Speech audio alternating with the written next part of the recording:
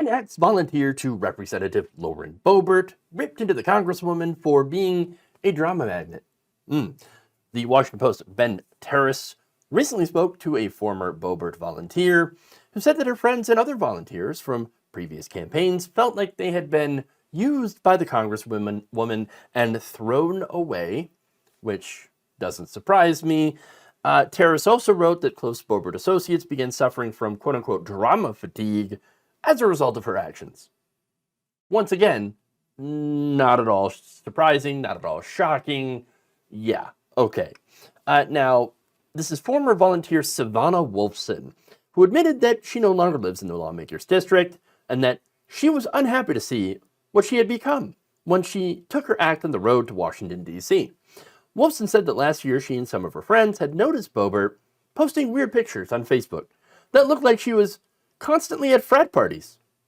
I wonder if those are the, cocaine and sex parties that Madison Cawthorn, George Santos, and, other Republicans have talked about.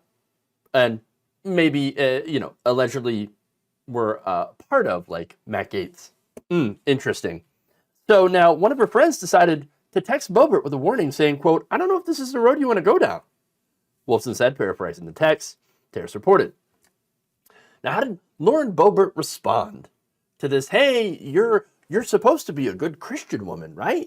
What are you doing going to these weird frat parties or frat-like parties? Where there's lots of temptation, perhaps a little bit of sexual anarchy. You might want to avoid that, right? So, how did she take her friend's warning? Apparently, she responded with a kissy face emoji. Wolfson said, adding before that she felt the lawmaker was saying, "Bye, bitch," to her fans. Ooh, wow. Okay then. Damn. Now, Wolfson then explained that Boebert, she has a bad reputation with her volunteers at this point. She just kind of uses you and then leaves.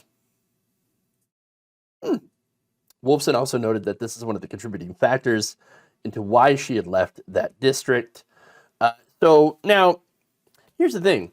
Boebert has also left her district, and yet the drama still continues to follow her. In fact, Boebert was recently absent from a campaign event in Colorado's 4th Congressional District last month. Turns out she was at home working out if her husband had thrown all of her possessions into a pond. This is according to a report in the Washington Post. So, oof. Now, according to the Post, Lauren had decided to drive to her family home earlier that morning to retrieve the last of her stuff from a farmhouse on the property that she moved into when her marriage began to unravel. Now, as per the Congresswoman's account to the Post, her ex-husband told her on the phone before her arrival that she could find her stuff at the quote-unquote bottom of a pond. Great. So now look, that's pretty dirty. Throwing someone's stuff, their possessions, in a pond or outside, out on the lawn or something like that. It's like high school level drama. Should be adults about this, right? Are you all supposed to be adults? Well, in this case, it was an idle threat. He had, though, put her stuff into a storage unit without her permission. Also, not a good thing, right? Not as bad as throwing stuff in the pond, but still, her possessions, moving them out without her consent, without her permission. Not cool. She ended up calling the police and later got a temporary restraining order against her ex, which cited a restaurant altercation and the fight between him and their 18-year-old son, Tyler, who himself is in a little bit of trouble. A little bit of crimes, there's some criming going on. There's a crime spree, and even an alleged sex tape with a minor. So, wonderful.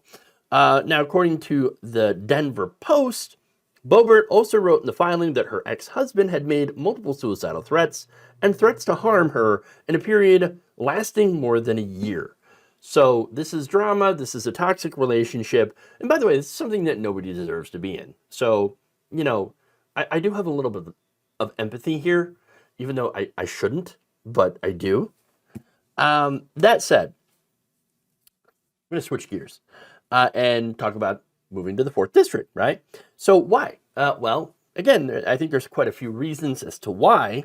For one, she has few friends in the 3rd District, as you can see. She also had, of course, money problems. Would have been her prospective opponent there, Adam Frisch, did not have money trouble. In fact, he was raising tons, millions and millions of dollars. She had numerous scandals there, and her voters were just not happy with her. She saw the writing on the wall, and it was like, well, it's time to go. It's time to go somewhere else. She went somewhere more conservative, and, well, sadly for her, hasn't exactly worked out very well. According to Newsweek, voters in her new district have been regularly expressing their distaste for her and her efforts to find success there. Plus, an informal straw poll from a GOP debate in the district saw her place 5th out of 9 for the nomination. Not good, but also not last. But that's even with massive name recognition. Now, Boebert claimed that she expected those difficulties, but don't worry. She was encouraged to stick to the plan by a message from God. Here's what she said. Quote, "I'm not dumb. Really? I knew all the attacks that would come my way, but I talked to God. I asked, how do I address this? Will this be perceived that I'm not fighting?" Now, look, a lot of people talk to God. I'm not sure which one, if any. I mean, if any exists at all. That said, if you find comfort in that, that's totally fine, right? Go ahead. Talk to your, imaginary friend if it makes you feel better. But there is a problem, though. And that problem is when God allegedly talks back. Okay? And so here's what Boebert said, getting to that.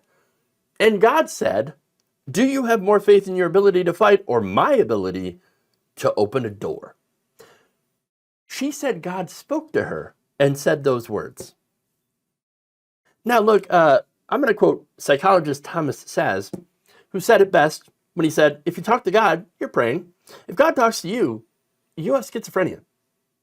Or I've seen a lot of people substitute, schizophrenia with this, mental illness in general, right? But seriously, though, to be fair, her problems are probably enough to make anyone feel a little crazy. I just hope that voters in Boebert's new district, the 4th, make the right decision and decide not to send crazy back to Congress.